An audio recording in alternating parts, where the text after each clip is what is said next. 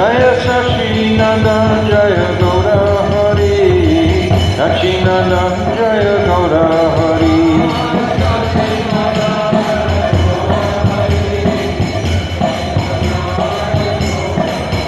Gaura He, Gaura He, Gaura He, Gaura He.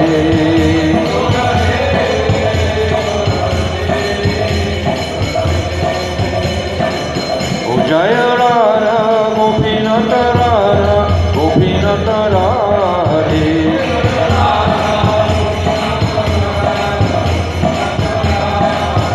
Jaya Radhe, Jaya Radhe, Jaya Radhe, Jaya Sri Radhe.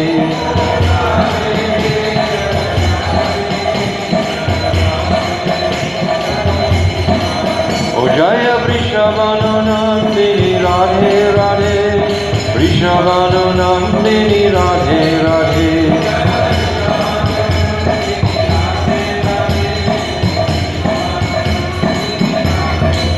Oh Radhe, Radhe, Radhe, Radhe, Radhe, Radhe.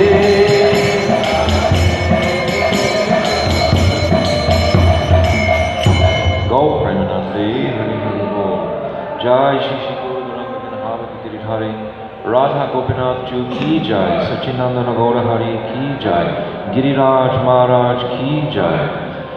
Jai Nitya Lila Pravishta Oma Stautar Sri Srimad Srila Bhaktivedanta Narayana Goswami Maharaj Ki Jai. Jai Nitya Lila Pravishta Om Astautar Sri Srimad Srila Bhaktivedanta Swami Srila Prabhupada Ki Jai. Jai Param Gurudev Nitya Lila Pravishta Om Astautar Sri Srimad Srila Bhakti Pragyan Keshav Goswami Maharaj Ki Jai. Jai Jagat Guru Nitya Lila Pravishta Om Astautar Sri Srimad Srila Bhakti Siddhanta Saraswati Goswami Prabhupada Ki Jai. Rupa Noga Guru Varga Ki Jai, Ananta Gota Vaishnava Vrinda Ki Jai, Gaura Premanandi, Hari Hari Bol. Om Adinata Mirandasya Gyanam Jala Shalakaya Chakshu Unmilitam Jena Tasmai Shri Guruve Namaha Guruve Gaura Chandraya Radhikaya Tadalaye Krishnaya Krishna Bhaktaya Tarabhaktaya Namo Namaha Bhaktya Vihina Aparara Lakshay Shiptascha Kalmaditarangamadye Kripamai Tvam Sharanam Prapanam Brinde Namaste Charanarabindam Bhajami Radham Aravinda Netram Smarami Radham Madhurashmitasyam Vadami Radham Karunavaradram Tato Mamanasti Gatyana Chapi. I first of all offer millions and millions of Dandavat pranams unto the lotus feet of my most beloved Gurudev Nitya Lila Pravishta Om Astautar Sri Srimad Srila Bhaktivedanta Narayana Goswami Maharaj. And the same again millions and millions of times unto the lotus feet of our most beloved Nitya Lila Pravishta Om Astautar Sri Srimad Srila Bhaktivedanta Swami Srila Prabhupada and all the Vaishnava and Vaishnavi devotees of the Lord, Dandavat pranams. Would anybody happen to have a one of these batteries in their pockets? Somehow it was reading full. It's yeah.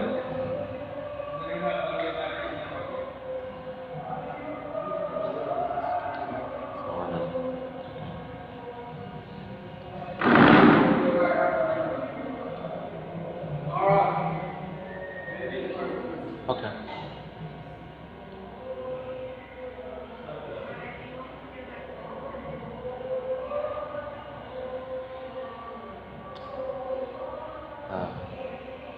Maybe we just don't need to record it.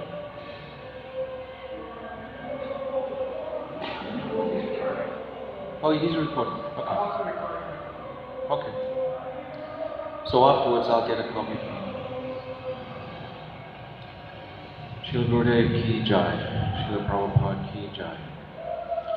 So, yesterday we started to read this very beautiful book, Sri Radha, together.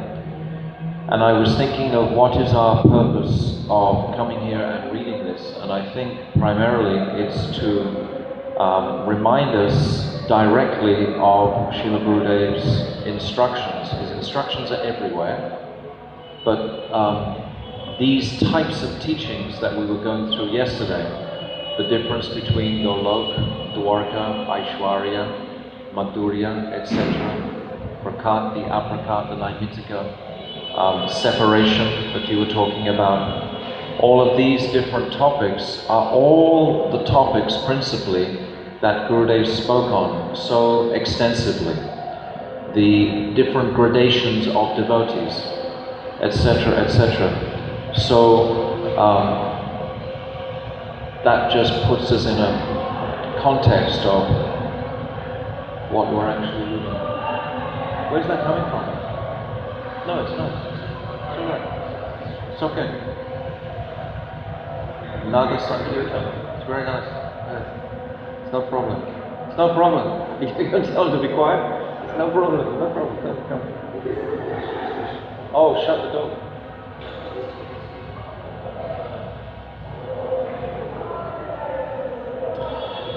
So,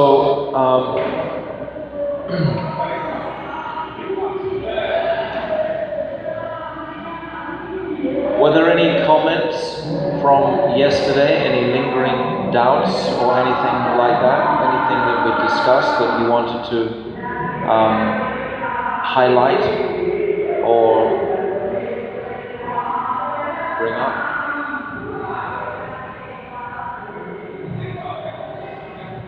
No. Yes, we were talking about the 3 types of dhams yesterday, and we were talking about Krishna's Naimitika Leela and its difference with its Nitya Leela, and we're talking about Gokul. Who else wants to say what we were talking about yesterday? About what? Oh, right, yes. And yes, the Tadatmic moods, and Stuart was asking questions about separation, and we would change that. Great, thank you.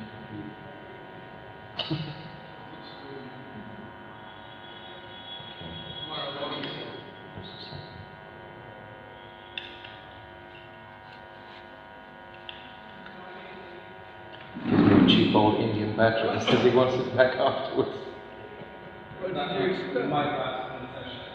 My last 5 minutes just get everything going. 5 minutes.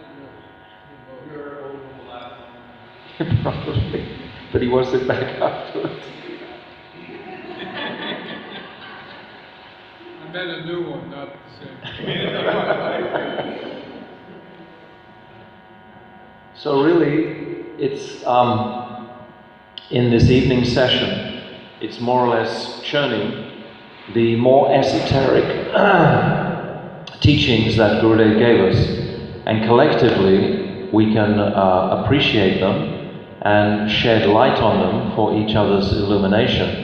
Because I know that if we don't discuss these topics, particularly of Rasa Tattva, that we so quickly just forget them.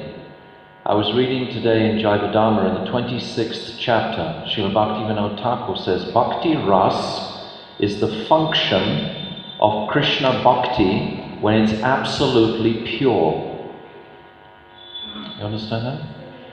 Bhakti Ras is the function of Krishna Bhakti when it's absolutely pure. When Krishna Bhakti is absolutely pure, its function is Bhakti Ras.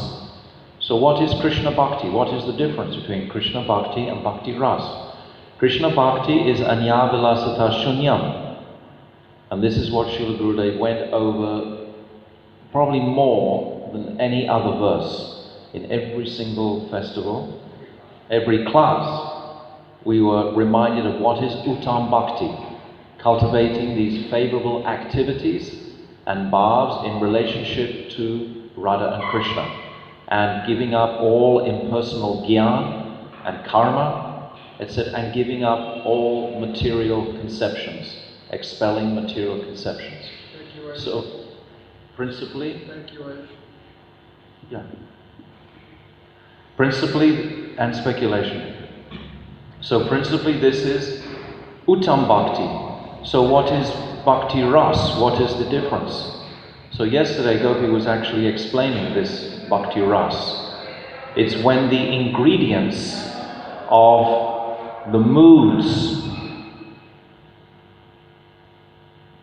are appreciated in the Raga Atmika Bhaktas. When we actually get, there's a crossover here, I'll just explain. Because there's from Shraddha to Prem, and after the mood of Asakti is Bhav. So this Bhav is not the same Bhav as the Bhav on the other side of the stage of Prem. So Gurudev spoke about this a lot. He spoke about the stages up to Mahabhav from Prem.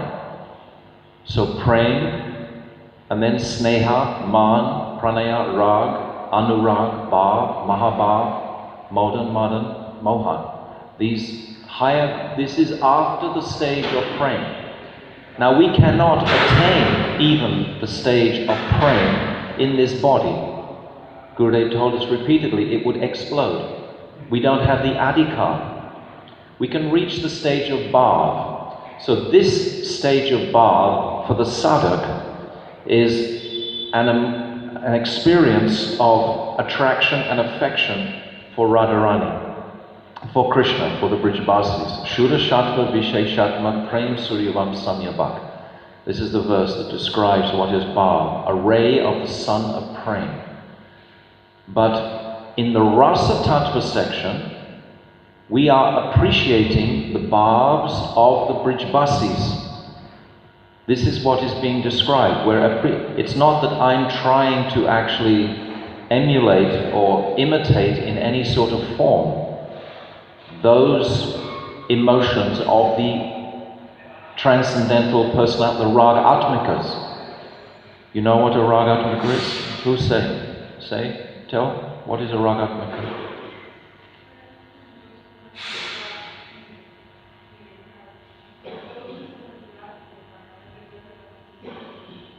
Those who have Rag in their heart, they're already died in that mood of Rag, greed for Krishna. We are Rag Anugas, we are following in the wake of the Raga Atmikas. The Ragatmikas are like Lalita, Vishaka, Champakalata, Tungavidya, Chitra, etc. Those eternal residents of Vrindavan. They are the Ragatmikas. So when we discuss the topics of Rasa Tattva, it's describing so many different types of moods and bhavs, but they're all of those Ragatmika gun, those Ragatmika personalities. And we are sitting here just appreciating that.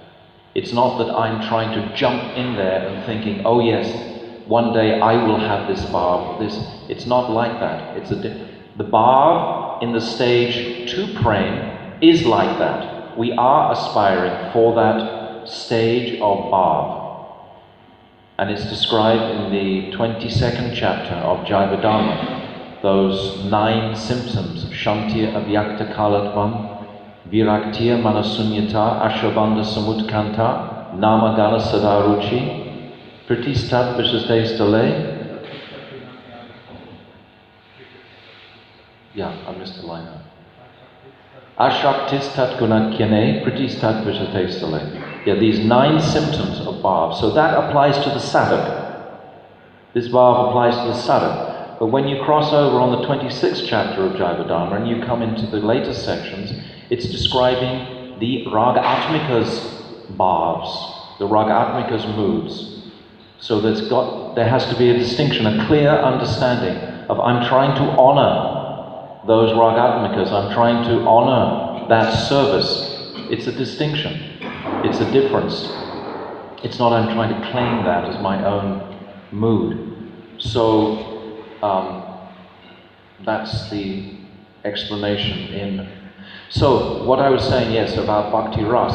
So in Bhakti Ras, it's when the ingredients of rasa mix together. The ingredients are the very significant deep emotions. There's deep emotions in the mind, in the consciousness of attraction.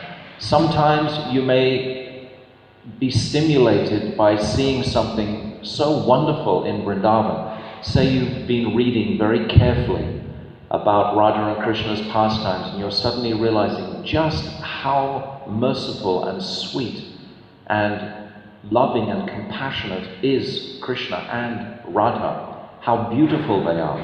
Something really starts to significantly move within the heart.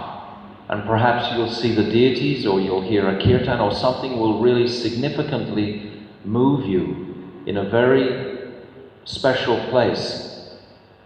And it's described that these are called anubhavs. Anubhavs is that stage when there is still some sense of consciousness left. That there's 13 described, or sometimes 11, sometimes 12, 13 is what in Bhakti Rasamrita Sindhu Bindu described. But there's some semblance of awareness in my ecstasies. In contrast to the sattvika bhavs, which plumb the depth of the heart, and it's just a complete spontaneous exhibition of rolling on the ground or drooling. Like that, you know. These kind of exhibitions, they're not sought for. It's just something that actually happens, and they're related to the elements of the body, ultimately. So these are all described in connection with those moods of the Raga Atmikas. You understand? Don't become confused and think, oh, when will my Sattvika Bhavs arise? We haven't even got to the stage of Asakti, or even Nishta sometimes. What to speak of, these highest, but we're hearing about these higher stages because we are practicing Vaidhi Bhakti externally, fully.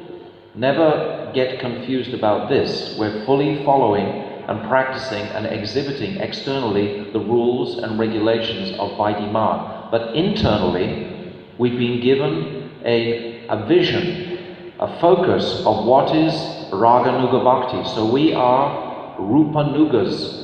We are following in the footsteps of Srila Rupa Goswami. And Rag Anugas. We are, Anuga means following, so we're following in the footstep, in the wake. It's described like a ship has a wake behind it. So we're following in the wake of that, those Raga Atmikas. So it's Bhakti Ras is the mixing of these Sattvika Bhavs, of these Anubhavs, and then there are 33 remarkable Vyabhachari Bhavs. Perhaps we already all know this. Who knows what I'm talking about? Vichitri certainly knows. Who knows? Kishore. Because I don't want to speak if you're already familiar with it, but these are the woven into the instructions that Srila Gurudev would encourage us to actually have in our vision. I can remember 20 years ago having a whole list of all the Vyabhachari Bhavs on my wall in Koshiks and trying to familiarize myself. These are the teachings of Gurudev from so many years. So I'm just trying to bring us all up to speed, so to speak, with his teachings. So these Vyabhachari Bhavs are totally relishable to study. Sometimes we can study them. It's in the 28th and 29th chapter of Jayavadharma. And there's 33 of them. And they're all appearing materially very sort of negative type of moods, like despondency, or complete abjection, or jealousy. These moods that actually just spring in the heart in relationship to their pastimes. And sometimes 3 or 4 or 5 Vyabhachari Bhavs can be manifesting simultaneously in the hearts of the Ragatmikas. So we're reading about those transcendental moods in the transcendental personalities to give us a vision of that transcendental realm, which is our goal. If we don't know what the goal is about, then all the men actually tonight are sitting on this side, and the ladies are sitting on this side. Just to keep a... Huh? No, the ladies will always sit away from the deities, and they will sit near the deities. Don't complicate me, Gopi, right now. Let me just finish what I'm saying. Otherwise you throw a spanner in my head and I won't know where I'm going. So, there's Anubhavs I've just touched on so slightly. We could spend probably 2 or 3 or 4 or 5 days just talking about the Anubhavs. And the Sattvika Bhavs also. And then the Vyabhachari Bhavs I'm mentioning. And then there's the Vaibhav. Vaibhav means what is the object, the alamban, the support, and what is the udipan, what is the stimulation to serve that object. This is called Vaibhav. The Vaibhav is the cause of this rag arising. It's the cause, the Vaibhav. So these are the ingredients and they mix together.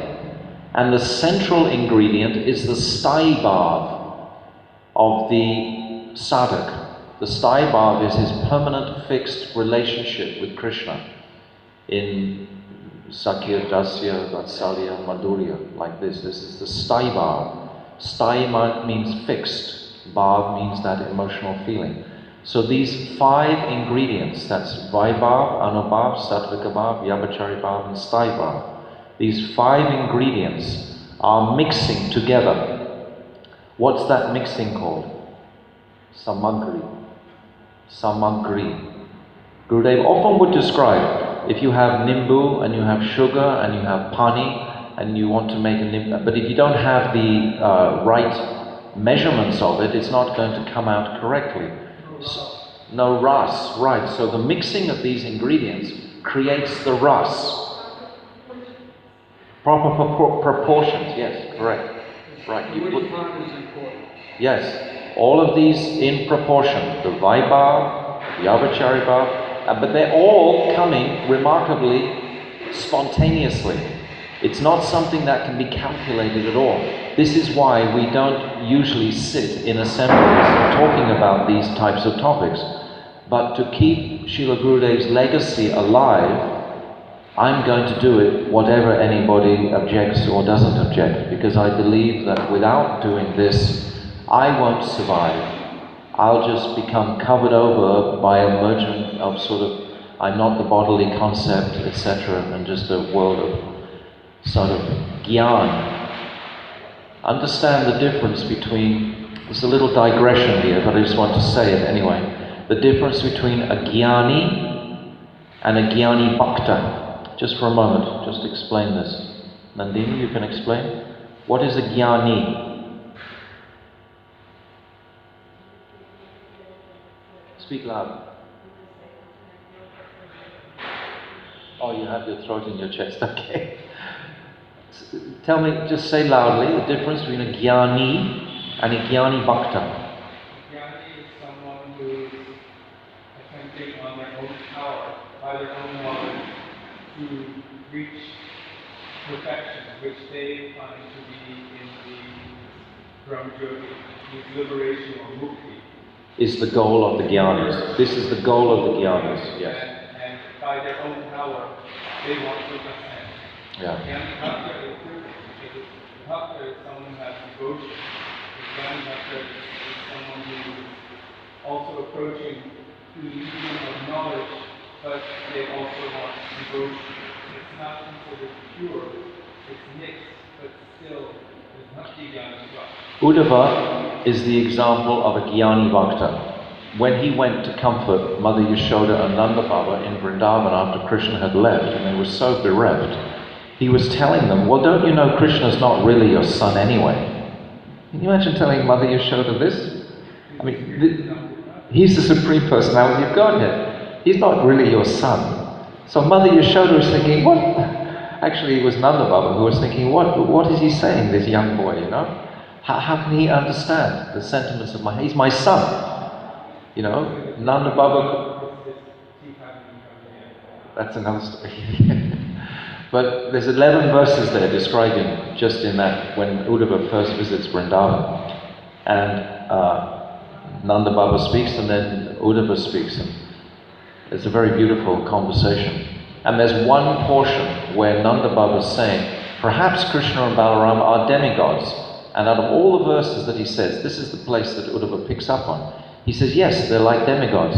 You know, they're not really your children. So this is a Jnani Bhakta. Bhishma Dev was also a Jnani. They see the opulence of Krishna. Aishwarya. This is what a Jnani Bhakta, he has the vision. Like Prahlad Maharaj. Gurudev often used to describe a mosquito could have manifested as Krishna. Prahlad Maharaj would have still worshipped him in the same way that he worshipped Nrsimhadev.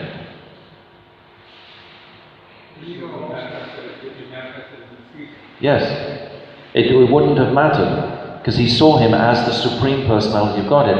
And the contrast in Braj is that they never see Krishna, even though he lifts a mountain, as being the Supreme Personality of Godhead. It doesn't matter how many demons Krishna kills, he's just a little boy of Braj. This is Madhurya. So this is the huge difference between Madhurya and Aishwarya. So we must know what a Jnani, their focus is liberation. And they do it, as Kishore was saying, by this path of Aroha Panta, this ascending. By their knowledge, they're going to try and ascend. And anyone who doesn't have a pure guru, who doesn't have a rusty guru, will try to do the same in this world. We sometimes see personalities and they're trying to understand Rasa Tattva, but they've never actually had relationship with a Rasik Vaishnava. It's all going to be Gyan. They can describe so much of the Rasa Tattva aspect, but the actual heart of it, again, it has to be imparted through the medium of a Rasik Vaishnava. There was one great personality who's just recently left his body, Srila Kamala Govinda Maharaj. And he could speak so beautifully on these topics because he'd had Jivajananda Goswami Maharaj, who was such a Rasik Vaishnava, impregnate him with these truths. So he could deliver them. But someone who hasn't had that connection, they can't actually deliver it because they haven't been in touch with the person who's held it. It's a gift that is bestowed by these persons. And if you desire that strongly enough, then Krishna will send that personality into your life. So you can actually get a semblance of these topics and some enthusiasm to go in that direction. But without that, you can't actually, it'll become Gyan, is what I'm saying. It'll become like you'll be studying all the Rasa Tattva and they're very wonderful and they'll take you out of this world, but it'll be on a platform of Gyan, which is not a platform in the deepest part of the heart. It's not in Rag. So Gurudev is giving us these types of teachings throughout. Always, he's referring to this constantly. Okay, so the difference between Bhakti and Bhakti Ras. Bhakti Ras is these 5 ingredients. Try to remember these 5 ingredients. Anubhav, Sattvika Bhav, Vyavachari Bhav, Vibhav, and Staivav. The Staivav is like the lake of the heart. But the lake, if it's just flat without waves, it has no real so much attraction. But these Vyavachari Bhavs, for example, they create waves on the lake, and these waves create the rasa, the exchange. For example, when Radha left the Ras Leela and Krishna followed her to pacify her mind, Radharani suddenly saw that Krishna was dancing with all the other gopis, and she suddenly felt not honored sufficiently prominently. And Krishna designed it this way because he had a long-term plan. He wanted to unite all the gopis. from their different camps so that the whole Rasa Leela would become the most harmonious dance in existence. The Rasa Leela is the crest jewel of all Krishna's pastimes. This really has to be examined and it has to be discussed. So Krishna meets Radharani, pacifies her man, and then they begin to walk through the forest together. Now Radharani at this stage, because her man had been pacified by Krishna, Radharani is in a superior position. What is this called? Swadhina Bhartika. This is the heroine who controls her lover. This is the highest stage of a heroine. When we hear these topics and these descriptions, it takes us into the significance and depth of the love between Radha and Krishna. And this is our goal, so that we can serve this love. This Unnata Ujjvala Ras is between Radha and Krishna. It's not for us. We are Swabhakti Shriyam. We are the servants of that Unnata Ujjvala Ras. So Radha and Krishna are walking together. Radharani is in this mood of the satisfied heroine. It's called a Swadhina Bhartika. She's controlled her lover. And Krishna is very submissive. What is that submissive mood called? Dakshin Bhav. Dakshin Bhav. All these moods, remarkably, have been named by who? By Rupa Goswami. Rupa Goswami is the top of our line. He's given all these teachings. Are we not going to pay attention to them? Are we just going to pay attention to something else the rest of our lives? The clock is ticking, brothers and sisters. You know, we're not getting any younger these days. At some point we have to take like this leap of faith and jump into this ocean of rasa that's been offered to us on a plate. When will we do that? Oh, in next life. Oh, later on, later on. No real spark, no real interest. Just keep on going. I'm not the body, you know, cranking out sort of robotic rounds. No, we've got to do more than. So, Krishna and Radha are walking. Krishna is in Dakshin. What does Dakshin mean? Submissive. It's like the quality of Chandravali. Chandravali is always in Dakshin Bhav because she knows she's not loved as much as Radha. If Chandravali decides to really pull a strong one over Krishna, Krishna will probably just leave her and not come back. So, was that supposed to happen? A whole lot of plastic just fell down. Anyway. Okay, very nice. Okay, Indian time.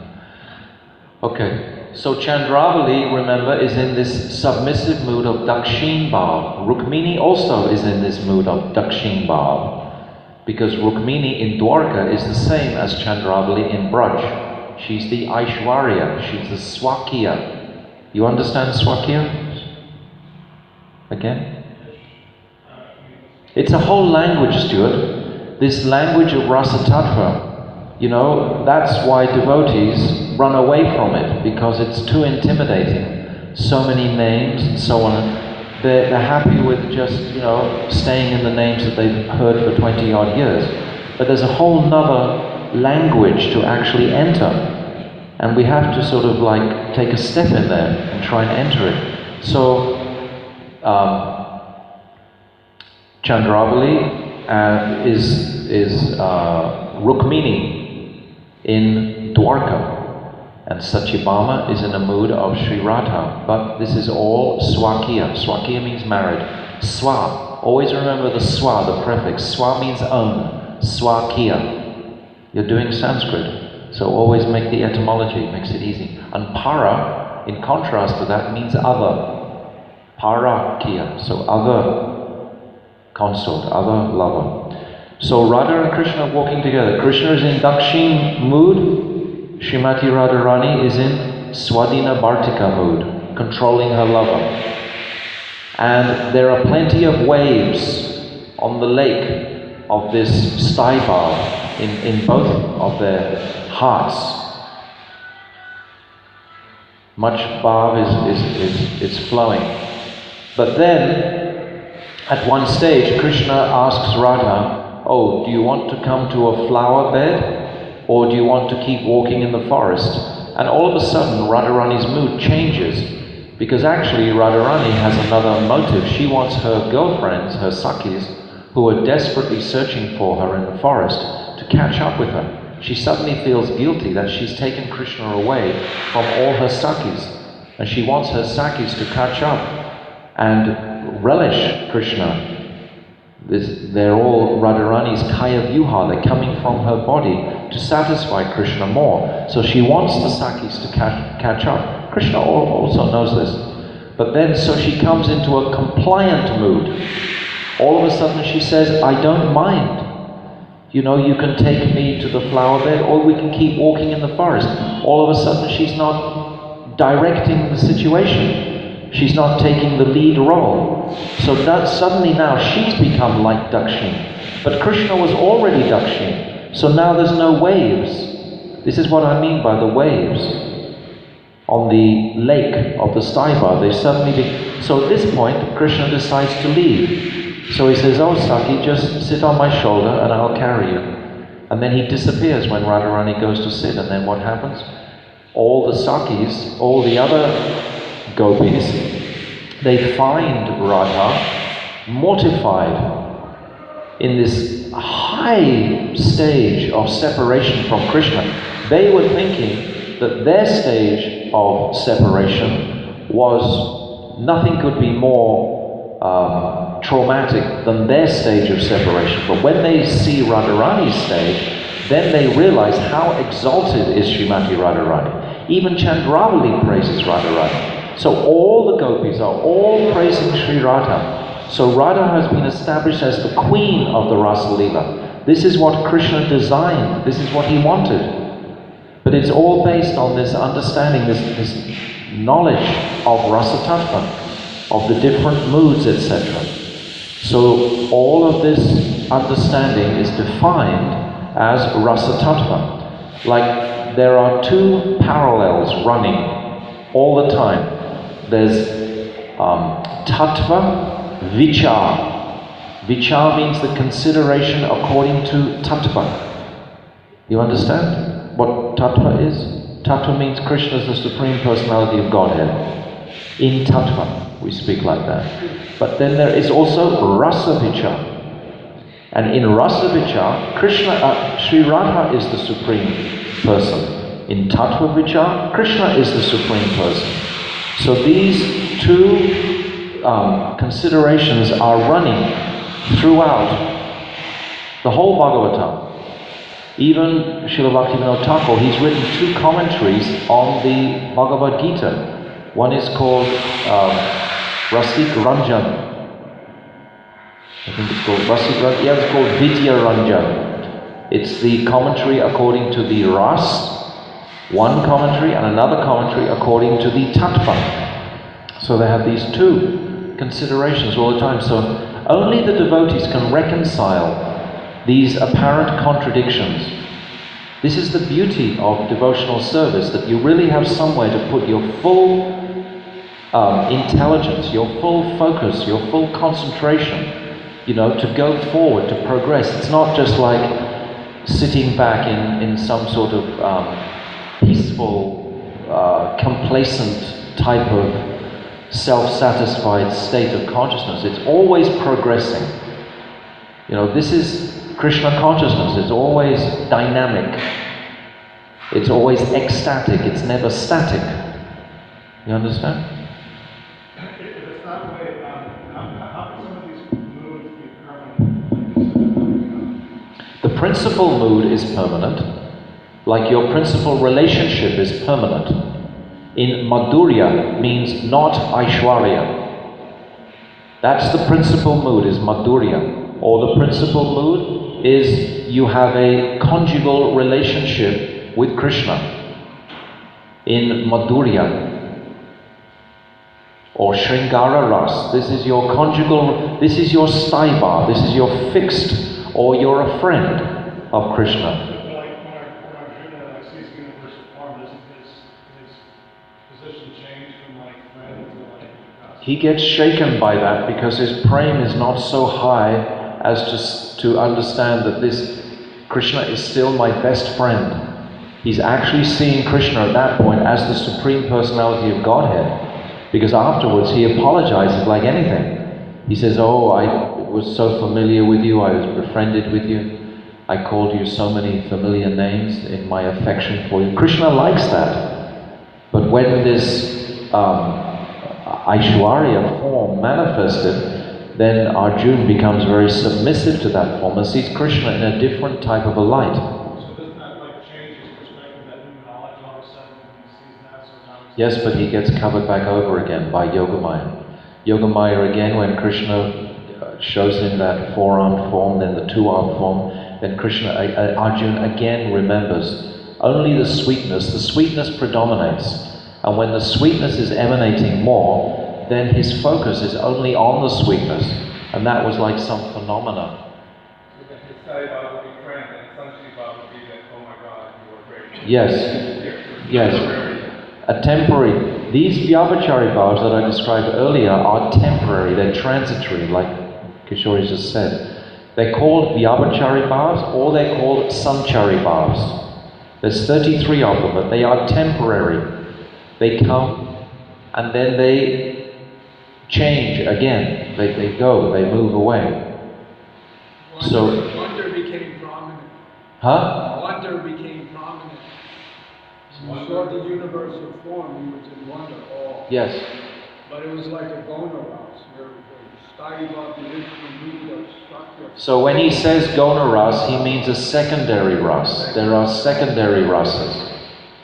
It's all beautifully complex to shield itself from an idle type of person wanting to dabble in the subject matter. It's only actually when you want to get like life and death serious about appreciating the subject matter and the topic, and principally only when you meet a Rasik Vaishnava, that you see the truth, the reality of these moods. We saw Srila Gurudev for 20 years more in so many different moods, you know, exhibiting so much of this special type of sweetness at different times. You know, so it's like an udipan. Udipan means a stimulus. It gives us the stimulation into this arena of rasa. So I just wanted to mention that, the difference between bhakti and bhakti ras. Bhakti ras is the mixing.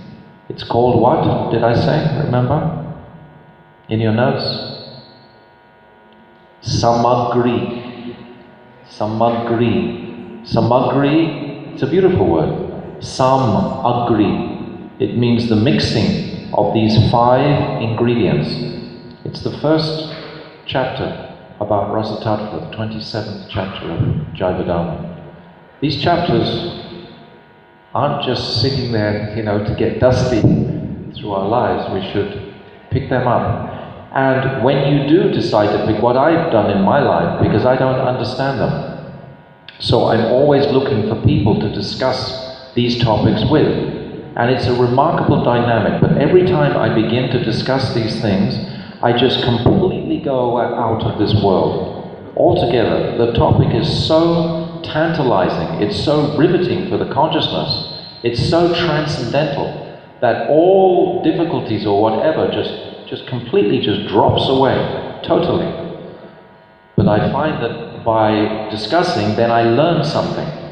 I can't singularly just absorb myself in those topics and comprehend them. I need to have, you know, people more intelligent than me that can explain the language so that I can appreciate it. And then in meditation, in chanting, Gurudev has given us this one remarkable book out of all the books that he's given us for bhajan, and that is Vilapa Kusumanjali. He spoke it to these very enthusiastic, intelligent gurus from ISKCON in 91, 92, 93. And the language and the topics that he speaks are phenomenal. On every single page, he's referencing terminologies that we have to look at and study.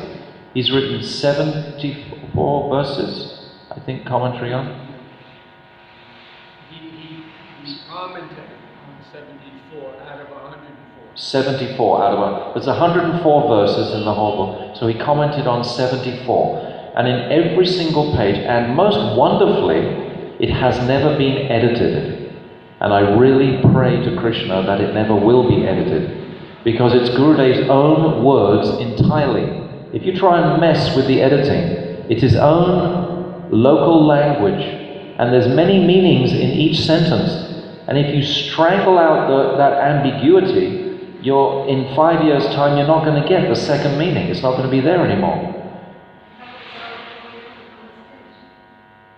Well, I'll never read it anyway.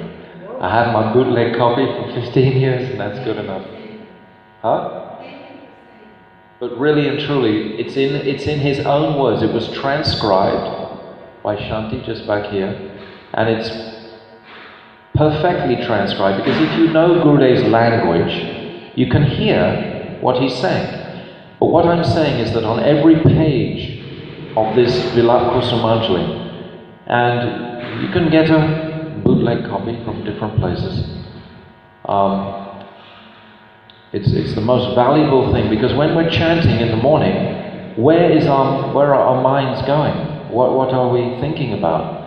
We want to be thinking about these topics predominantly. We want to be trying to remember the sweetest pastimes of Radha and Krishna. So we need sort of support and tools from books like this also. I haven't even started reading this today, but it's a similar sort of a thing. It's Gurudev's language. And he's going to carry us. Gurudev said so many times, if you do bhajan in this life, everything else will be successful and automatically follow. Everything else you do has got to be successful. Even Bhaktivedanta Swami Srila Prabhupada, he said that,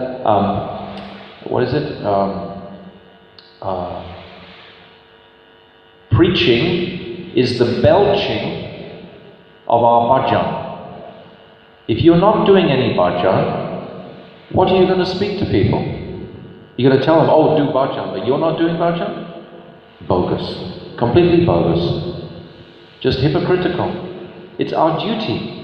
Bhajan means trying to enter into the deeper precepts of the Supreme Reality.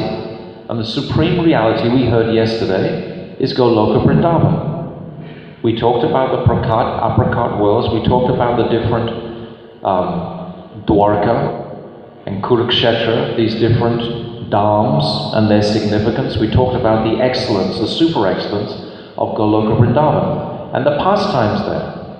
Every morning every day we're looking at Radha and Krishna. Where are they? They're in Vrindavan. What are they doing? So Gurudev starts off this. I'll read this first paragraph and we'll make it pertinent. So today the topic is 3 aspects of Radhika on page 9 of this beautiful book. Radha has 3 aspects. As Vrishabhanu Nandini, Srimati Radhika is never separated from Krishna.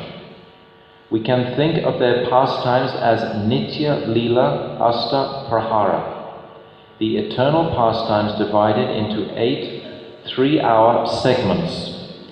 So there are 8 3-hour segments in the day. But actually it's not 3-hour segments, because there's some segments that are more. First of all, there's Nishanta Leela, then there's Prata Leela, then there's Purvana Leela, then there's Madhyana Leela, then there's Apurana Leela. And in Madhyana Leela, it's twice as long. It's the midday pastimes at Radhakund, and it's twice as long as the Purvana Leela before that. And then there's the Sayam Leela in the evening time when Krishna brings the cows back into Braj. And then there's the Pradosh Leela. It's when the Brijbasis, they gather together in the evening and they have all different sorts of entertainment and dramas and recitations and musical presentations and so on. And they're very festive people, Vrijvasis, just like today. And then there's the Ratri Leela, and the Ratri Leela is also twice as long. And out of these, in these 24 hours, Radha and Krishna are exclusively together for 12 hours. Exactly 12 hours. Exclusively together. In Nishanta Leela, Ratri Leela, Madhyana Leela. They're completely together. In the Prata, Purvana, and Apurvana, Sayam, Pradosh Leela, they're not entirely alone. So this is the dynamic of the 24-hour day. It's like, it makes me smile sometimes when people say that some devotee who hadn't really practiced understanding these topics suddenly left his body and went back to Godhead. How can you go back to Godhead if you don't know what going back to Godhead means? If you've got no idea what it means to be back to Godhead, how can you go there? You just walk in like a stranger. Oh, what's going on here? Never heard about all this before. You know, how is that possible? To suddenly, magically, mystically, by some miracle, go back to Godhead? If you don't know, I mean, Gurudev will give you so much support on that journey, but unless you've made some effort in your time when you're alive, some interest has been shown in these topics, how can you actually go to that place, that realm?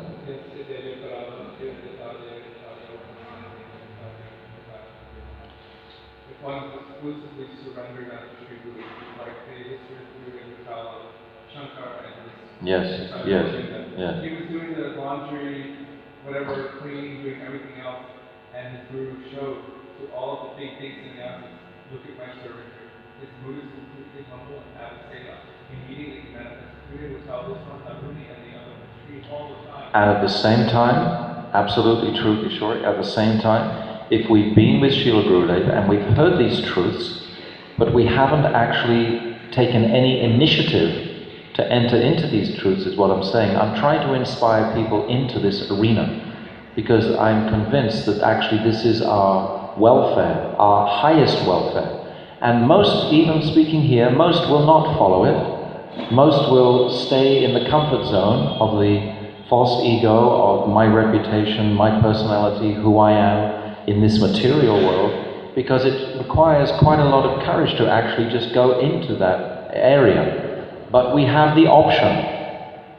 But it's true what you say, that Guru can give all understanding of that realm, but simultaneously, at the same time, if we don't show any initiative to actually enter that world, then what sort of mercy is actually going to come to us?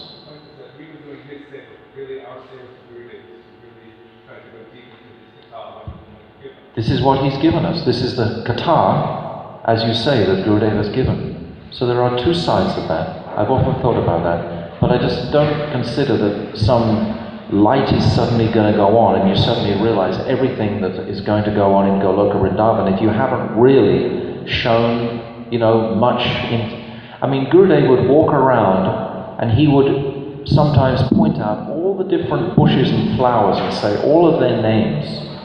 He was coming from that world. He was demonstrating what it's like in that world.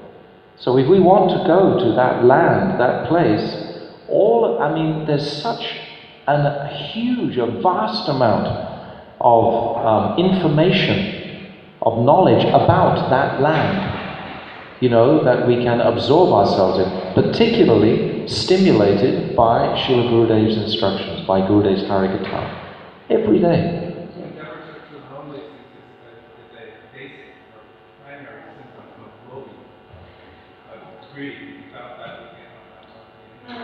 I think it's honor to Gurudev to do this also.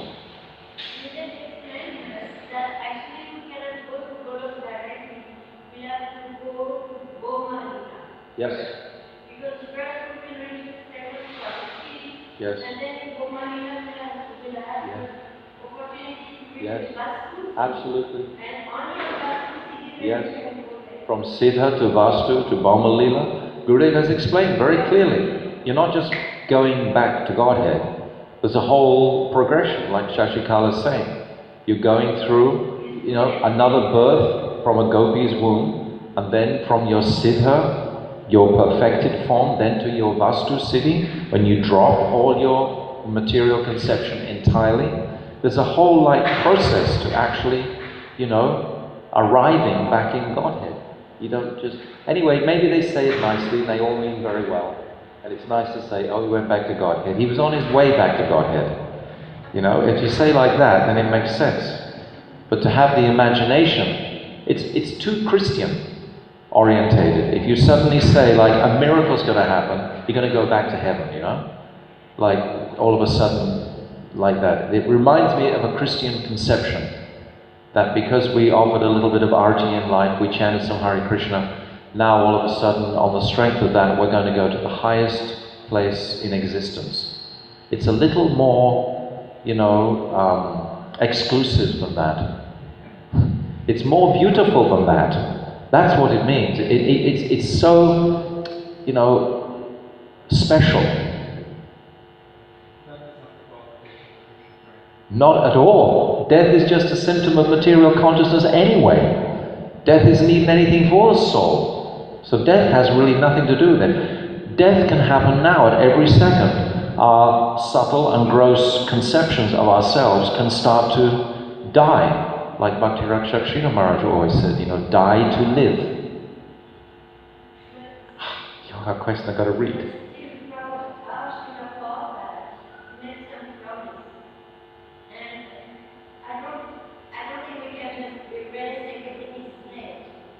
Not at all. You made some promise in future and I understand the process, we're not going deeper. I understand. Yeah. You have to remind these words.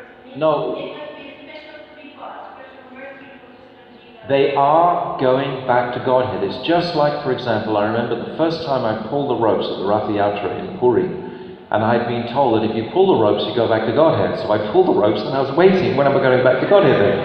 And then I understood I'm on my way back to Godhead. It may take a number of births, just like Bhaktivedanta Swami Prabhupada has promised us that by performing this service, as Shashikala is saying, we will go back to God, and we will in the end. But we don't know how many more days of Lord Brahma it might be. You have to do the work.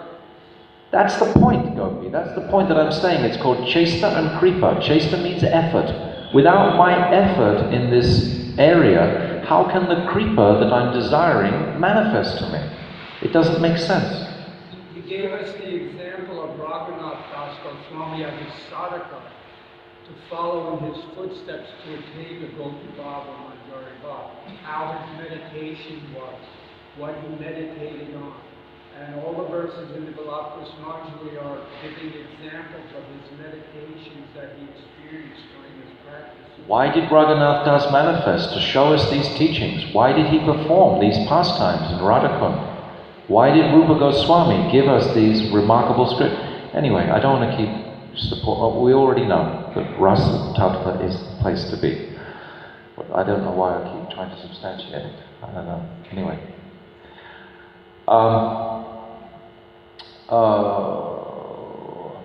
We can think of their pastimes in Nitya Lila Asta Prahara, the eternal pastimes divided into 8 3-hour segments. We can think, for example, how Radha is meeting with and servicing Krishna in Nishanta Lila, the pastimes of Radha and Krishna that take place in the last part of the night before dawn. Straight away Gurudev is describing Nishanta Lila. Now the practicing sadhak, his whole consciousness is going to go to that most excellent place. Nishanta Lila is the most splendid pastime. It's the highest union and the highest separation, similar in one yama, in one section. Radha and Krishna are the closest they've ever been in 24 hours at this point. They're like cement stuck together, their bodies. And then they have to go through this torturous separation when Radha goes back to Jabat and Krishna goes to Nandagan. Srimati Radharani, she has her Sakhis to help her find her way home. Krishna, he just has no one. He slumps from tree to tree, devastated in this overwhelming feeling of separation, which at the same time is nectar. It's keeping that consciousness of Radha fully in his heart, of Krishna. And it's relishable, ultimately, and the Externally it appears like you were saying yesterday, something of, a lamentation meant, but actually it's the highest. It's like we can perhaps have a little material example when a boy falls in love with a girl and then the girl has to go away. How much does the boy cry for the girl day and night, day and night, day and night? We hear of so many, there's so many thousands of movies made of the same thing, right? This example. So while they're crying for their, lover, they're filled with thoughts of their lover exclusively. So you can't really describe it in mundane language. It is a transcendental reality. But it's the sweetest. Shuddha means there's no unhappiness. Huh? Shuddha means there's no unhappiness. There's no misery. There's no suffering in the spiritual world. Shuddha Sattva means the transcendental place. I described the other night the difference between Shuddha Sattva and Mishra Sattva. You were here. Mishra Sattva is when the Sattva means existence. Gurudev would also speak about this topic. The Sattva means existence. And if it's pure existence, that's spiritual, transcendental reality. But if it's mixed, Mishra, it's mixed with what? I said it the other day. What are the two ingredients that are mixed with Sattva? Time and the modes of material nature. Make it mixed. So it's called Mishra. After Nishanta Lila comes Prata Lila, the early morning pastimes, and then Purvana Lila, the pure noon, and then the pure noon pastimes.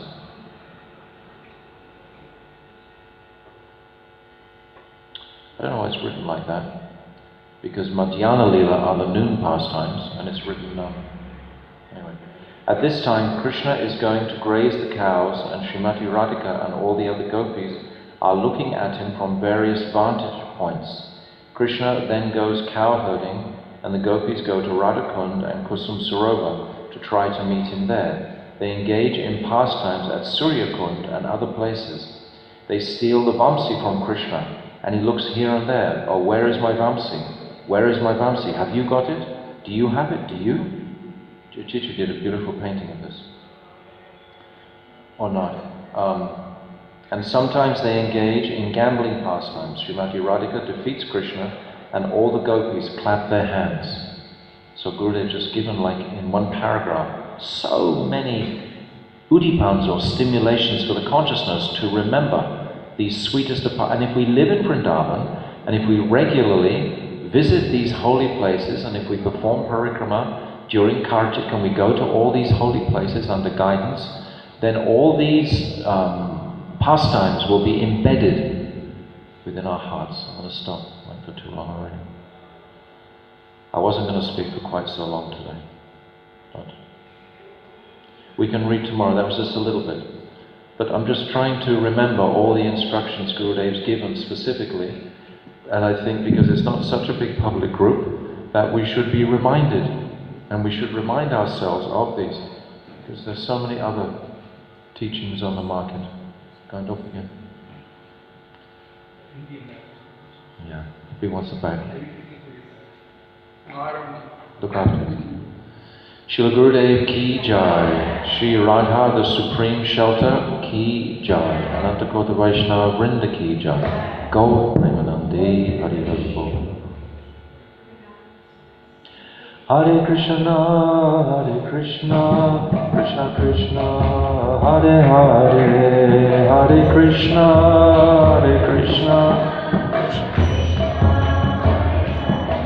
Oh Hare Rama, Rama Rama, Hare Hare.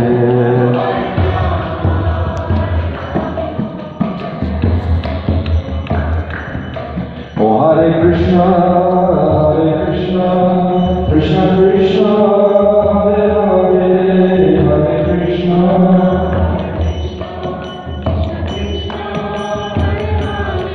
Oh Hare Rama,